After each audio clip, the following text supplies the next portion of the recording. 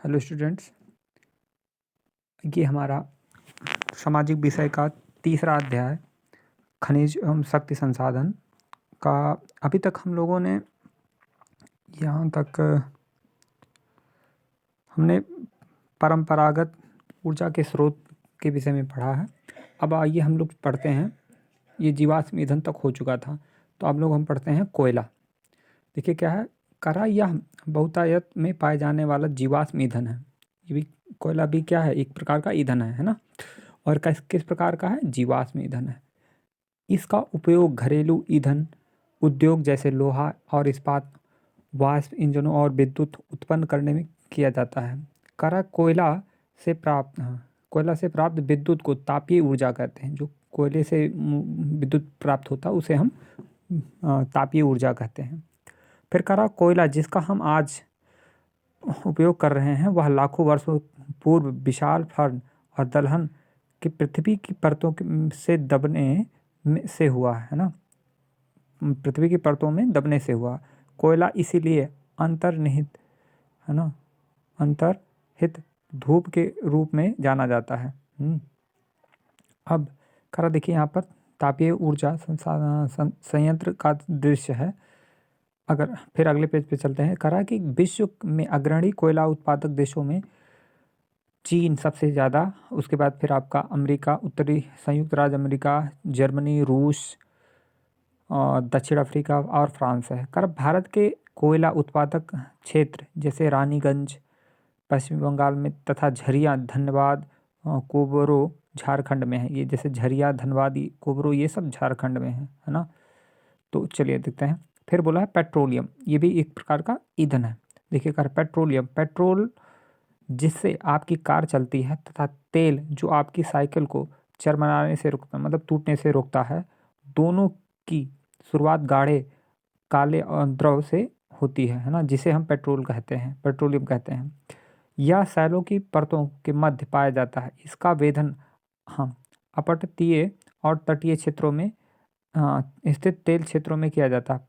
तदुपरांत इसके बाद इसे परिष्करणशाला भेजा जाता है, यानी इसको शुद्ध करने के लिए भेजा जाता है, जहाँ परिष्कृत मतलब जो परिष्कृत हो जाता है ना, मतलब अपरिष्कृत जो परिष्करण नहीं हुआ या शुद्ध नहीं होता पेट्रोलियम को, प्रक्रमण के विभिन्न तरह के उत्पाद जैसे अब जो जो अशुद्ध हैं है ना, उसको शुद्ध करने की प्रक्रिया में आपके क्या होते हैं, अरे कुछ अच्छे क्वालिटी जब रहेंगे तो पेट्रोल हो जाएगा है ना, उससे थोड़ी सी लो क्वालिटी में तो डीजल हो जाएगा। मिट्टी के तेल, उससे थोड़ी सी लो क्वालिटी मोम, उसके बाद प्लास्टिक, स्नेहक, या आप जानते हो डामर, तारकोल सबसे खराब कर सकते हैं ना।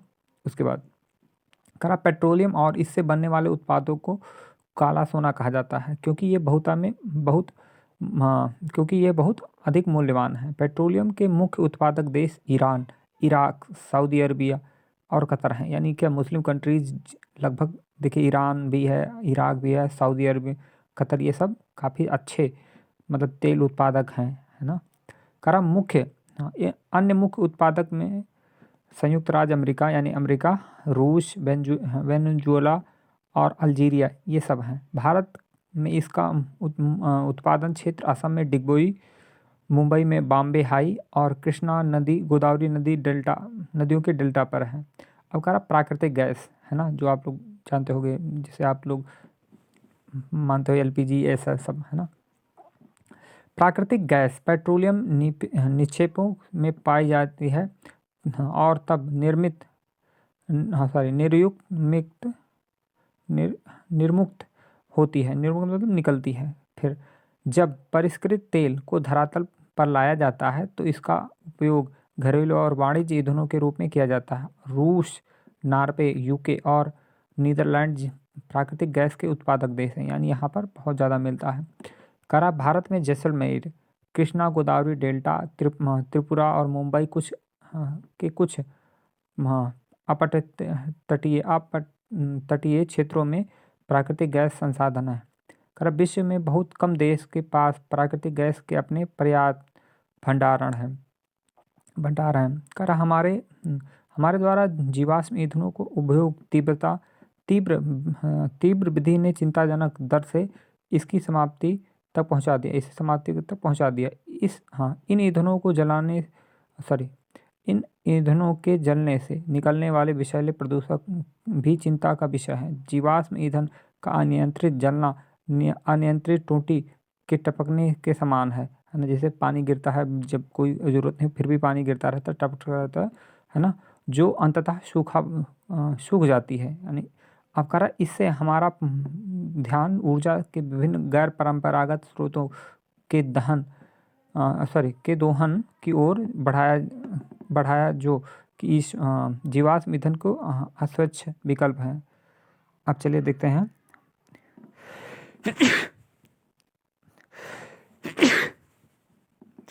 देखते हैं, क्या आप जानते हैं संपीड़ित प्राकृतिक गैस यानी सीएनजी एक प्रचलित पर्यावरणीय हितैषी मोबाइल ईंधन है, क्योंकि यह पेट्रोलियम और डीजल की तुलना में कम प्रदूषण करती है। सीएनजी हम लोगों ने देखा। और ऊपर देखिए शब्द की उत्पत्ति, पेट्रोलियम शब्द की लैटिन भाषा में पेट्रा अर्थ है, जिसका सैल ओलियम अर्थ तेल से लिया गया, इसीलिए पेट्रोलियम को तेल कहते हैं। अब आगे चलते हैं। जल विद्युत क्या है देखते हैं। करा बांधों में वर्षा जल और अथवा नदी जल ऊंचाई से गिरने के लिए संग्रहित किया जाता है। बांध के अंदर एक पाइप के द्वारा बहता जल बांध के नीचे है ना स्थित टरबाइन के ऊपर गिरता है और घूमते हुए ब्लेडर जनरेटर को विद्युत के लिए घुमाता है या घुमाते हैं। यह जल विद्युत कहलाती है। विद्युत उत्पन्न करने के बाद जो जल बहता है उसका उपयोग कृषि के लिए किया जाता है। विश्व की ऊर्जा का 1/4 हिस्सा जल विद्युत से उत्पन्न होता है ना। विश्व का ऊर्जा का 1/4 हिस्सा जल विद्युत से उत्पन्न होता है। विश्व के जल विद्युत अग्रणी देशों में पराग्वे, नॉर्वे, ब्राज़ील और चीन है। भारत में कुछ महत्वपूर्ण जल विद्युत केंद्र भाखड़ा नागल बांध, गांधी सागर, नागार्जुन सागर और दामोदर नदी घाटी परियोजनाएं हैं। देखिए पूछा है बगल में बगल में देखिए चित्र में सलसल जल विद्युत परियोजना जम्मू कश्मीर, सलल है। क्या आप जानते हैं विश्व का पहला जल विद्युत उत्पादन करने वाला देश क्या है? नॉर्वे था। चलिए अब देखते हैं जी हाँ। अब अगर हम लोग देखें तो नीचे देखिए जल विद्युत की एक फिगर बना है, उसके ऊपर देखिए उसके नीचे आपका ऊर्जा के गैर परंपरागत स्रोत। जीवाश्म ईंधनों के बढ़ते उपयोग से ऊर्जा के गैर परंपरागत स्रोत का अभाव उत्पन्न हो रहा है। ऐसा अनुमान किया जाता है कि यदि वर्तमान दर से इनका उपयोग लगातार होता रहा तो इन ईंधनों का भंडारण समाप्त हो जाए यानी खत्म हो जाएंगे। इसके अतिरिक्त इनका उपयोग पर्यावरणीय प्रदूषण को पैदा करता है। इसीलिए गैर परंपरागत स्रोत जैसे सौर ऊर्जा, पवन ऊर्जा, ज्वारीय जो नवीकरणीय के उपयोग आवश्यकता है ना। अब सौर ऊर्जा क्या है देखिए, सूर्य की ऊष्मा और प्रकाश ऊर्जा हमारे द्वारा दिन प्रतिदिन अनुभव की जा सकती है। सूर्य से प्राप्त सौर ऊर्जा सौर सेलों में विद्युत उत्पन्न करने के लिए प्रयोग की जा सकती है।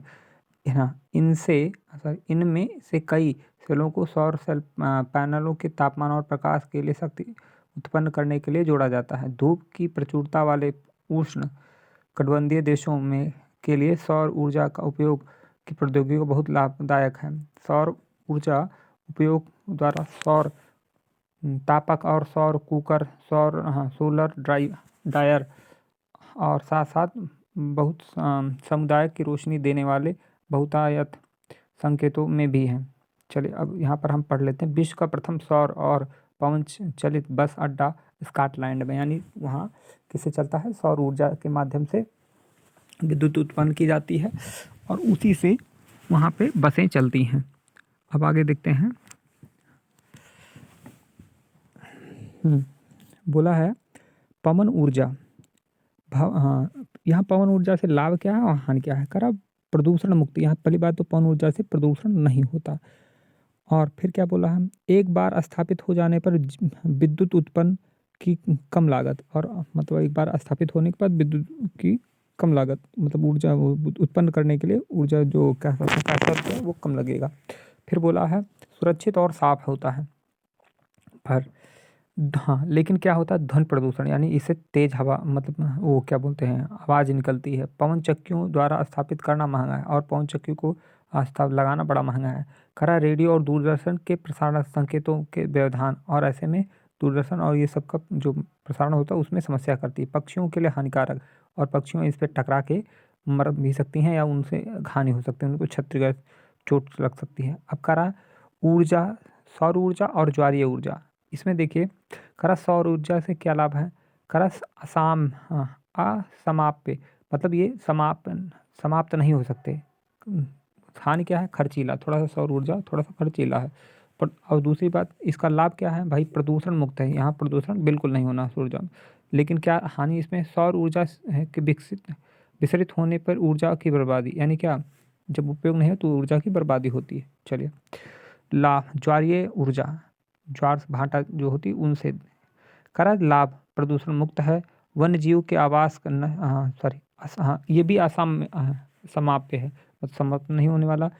हानि क्या है कहा वन्य जीवन आवास का नष्ट होना यानी क्या कहीं ना कहीं उनके जो रहने वहने का है वो खत्म होना। दोहन में कठिन और क्या इन पे ऊर्जा मतलब जब दोहन होता है तो वो काफ़ी समस्या करती है। फिर देखिए ऊर्जा के हाँ गैर परंपरागत स्रोत करा है परमाणु ऊर्जा। अब देखिए करा लाभ बड़ी मात्रा में ऊर्जा उत्पन्न होती है लेकिन हानि क्या है रेडियो एक्टिव अर्थ व्यर्थ को उत्पन्न करता है यानी कि आप बहुत ज़्यादा रेडियो एक्टिव किरणें निकलती हैं, खर्चीला भी है। फिर देखिए बायोगैस, इससे क्या लाभ है कम लागत, उपयोग में आसान भी है, जैव व्यर्थ का उपयोग और बायोगैस का उत्पादन करता है। हानि क्या है हरित गृह प्रभाव के कारण है ना, हरित गृह प्रभाव का कारण है ना। अब कह रहा भूतापीय ऊर्जा, इसमें क्या होता है लाभ कह रहा लाभ स्वच्छ एवं पर्यावरण हितैषी और हर समय उपलब्ध है भूतापीय ऊर्जा कह रहा। लेकिन हानि क्या है शहर में बहुत दूर अवस्थित होने के कारण विद्युत वाहन खर्चीला है यानी वहाँ तक ले जाना बड़ी समस्या है। अब चलते हैं पवन ऊर्जा के पास, क्या होता है इसमें एक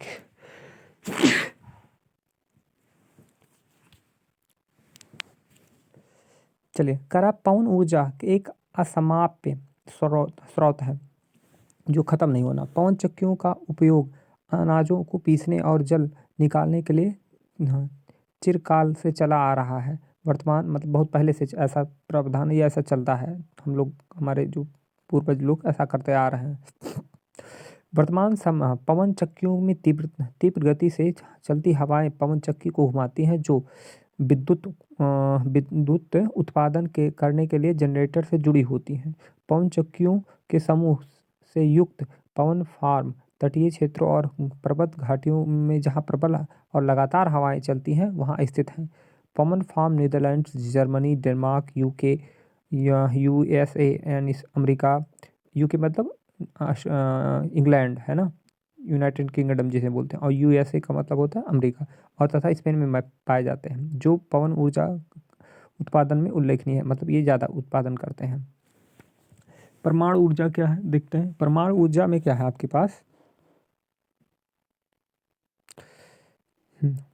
परमाणु ऊर्जा ऊर्जा हाँ प्राकृतिक तौर से प्राप्त रेडियो सक्रिय पदार्थ जैसे यूरेनियम थ्योरियम के परमाणुओं के केंद्रक में संग्रहित ऊर्जा से प्राप्त की जाती है। ये पदार्थ नाभिकीय रिएक्टरों में नाभिकीय विखंडन से गुजरते हैं और उत्सर्जन ऊर्जा की प्राप्ति होती है। परमाणु ऊर्जा का सबसे बड़ा उत्पादक देश संयुक्त राज्य अमेरिका और यूरोप है। भारत में राजस्थान और झारखंड के पास यूरेनियम के विशाल निक्षेप हैं यानी वहाँ ज़्यादा पाए जाते हैं। कारण यूरेनियम थोरियम विशाल मात्रा में केरल के मोनोजाइट बालू में पाए जाते हैं। हाँ करा फिर भारत में स्थित परमाणु ऊर्जा के केंद्र तमिलनाडु में कलपक्कम, महाराष्ट्र के तारापुर, राजस्थान में कोटा के निकट रण प्रताप सागर, उत्तर प्रदेश में नरोरा और कर्नाटक में कैग हैं।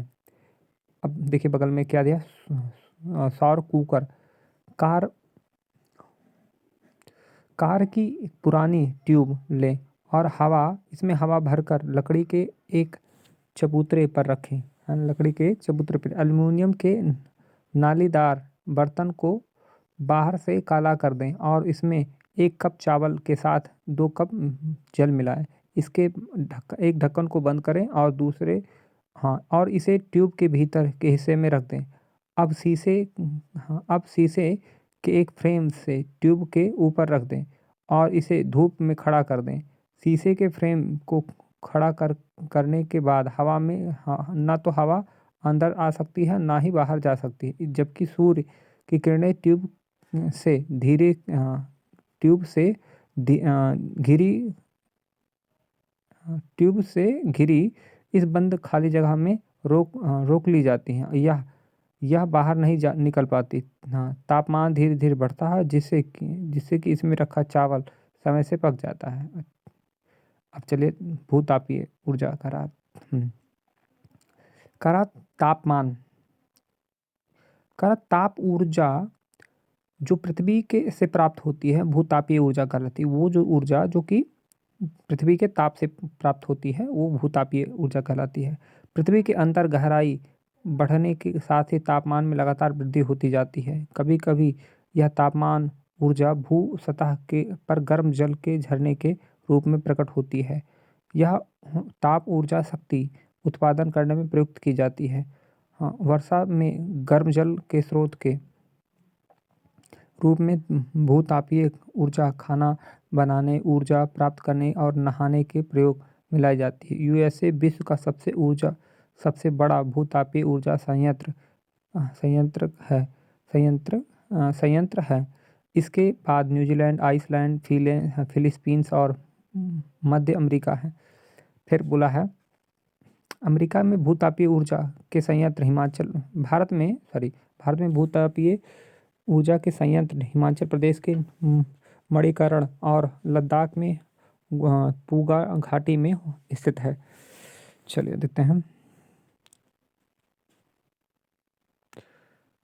अब यहाँ देखा जाए, देखिए करा मणिकर्ण में भूतापीय ऊर्जा पहले जो फिगर में दिखाया गया है और दूसरे फिगर में भूतापीय ऊर्जा सहायता से भोजन पकाया जा रहा है ना।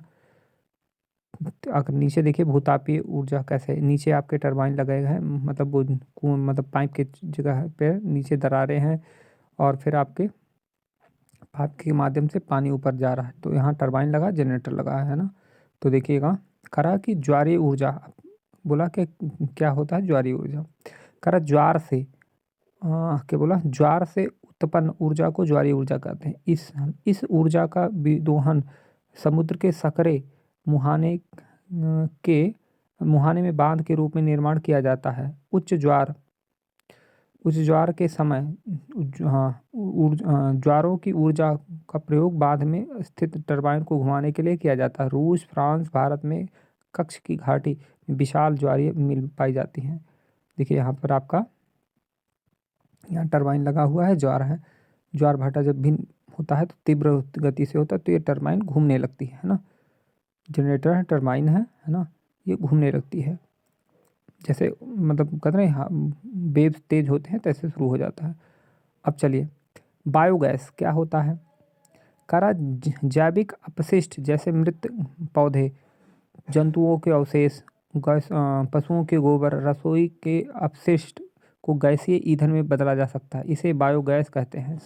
जैविक अपशिष्ट और बैक्टीरिया द्वारा बायोगैस संयंत्र में अपघटित होते हैं जो अनिवार्य रूप से मीथेन और कार्बन डाइऑक्साइड का मिश्रण होता है। मीथेन और कार्बन डाइऑक्साइड। बायोगैस खाना पकाने और विद्युत उत्पादन करने का सर्वोत्तम ईंधन है। इससे प्रति वर्ष बड़ी मात्रा में जैव खाद्य उत्पन्न होता है। यह ऊर्जा सर्वव्यापी है, लेकिन इस ऊर्जा का विदोहन बहुत कठिन होता है और खर्चीला होता है।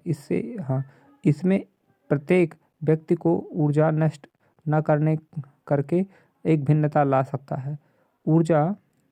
हम में से प्रत्येक व्यक्ति ऊर्जा को नष्ट न करके एक भिन्नता लाया जा सकता है, यानी एक मिसाल लाया जा सकता है। ऊर्जा की बचत ही ऊर्जा का उत्पादन है। अभी कार्य करें और ऊर्जा के भविष्य को सुनहरा बनाएं। चलिए इस वीडियो में इतना ही। अगले वीडियो में हम मिलेंगे अगले अध्याय के साथ और फिर इसके बाद हम आपको ये जो क्या नाम है अभ्यास प्रश्न का है उसके उत्तर लिखाएंगे। चलते हैं।